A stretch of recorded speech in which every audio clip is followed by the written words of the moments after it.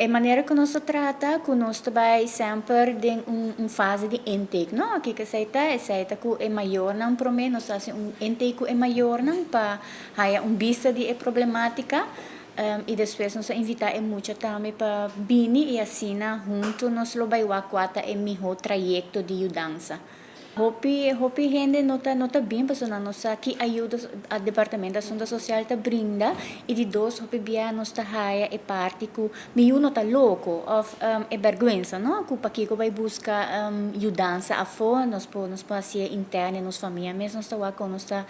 handle a situação pero se não quer chegar cerca nos por de diferente maneira não por vai via escola trabalhador social de escola não por vai via nan doctor de casa não por vai via outra instância na externo, antora nanta referi e caso pa conosco. Hoje em dia, a juventude tem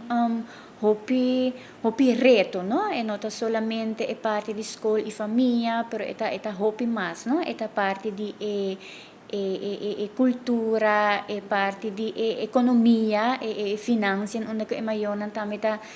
eixo, que nanta garga hopi problema que eigenlijk não tá suposto garga, nanta hobby não que tá garga peso riba ng shoulder, não? Problema social, emocional, tá parte de esse, não? É problema de não tem placa na casa, não tem comida, casa que tá deteriorar,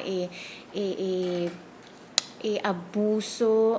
com anta macme no e pleitamento entre maior no of divórcio no pibia maior anta divorciar sem ter em conta que emocionante sofre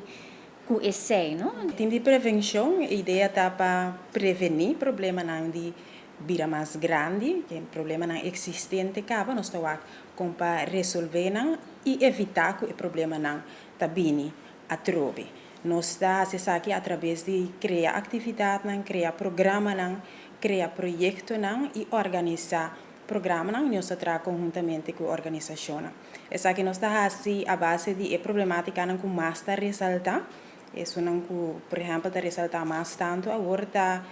problema entre relação com pareja, problema entre maior e eu, e também nós temos problema de violência doméstica, em outra secção guia e família, nós temos negligência, por exemplo, como meu colega mencionou, e a base de problemática é nós estamos aqui com o programa que nós podemos criar para evitar que o problema está escalar.